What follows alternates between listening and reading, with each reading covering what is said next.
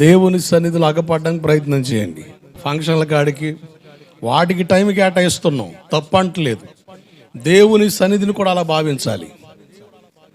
అసలు అంతకంటే ఎక్కువ మనకి సొంతం ఎవరు చెప్పండి? యేసుప్రభు మీ అయినోళ్ళు కాదా? మీకు అయినోళ్ళు కాదా అమ్మా?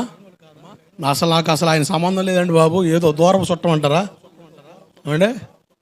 యేసుప్రభు మనకు అయినోడేనా? దేవుని సన్నిధి విలువ ఎరిగి బ్రతకడం ఆశీర్వాదం. చాలా దుఃఖం ఉంది నా హృదయంలో, చాలా బాధపడుతున్నాను కొంతమంది విషయంలో. మీరు దేవుని సన్నిధిలో నమ్మకం కనబడితే మీకు ఆశీర్వాదం. పనికి మాలిన స్థలాలకి కాలవ్యాపన చేయడానికి సమయం కేటాయిస్తాం, కానీ దానికంటే ముఖ్యమైన దేవుని సన్నిధి. దాని విలువ నీకు ఇప్పుడు అర్థం కాకపోతే రేపు పొద్దున చచ్చాక నరకానికి వెళ్ళాక ఏడిస్తే ఉపయోగం.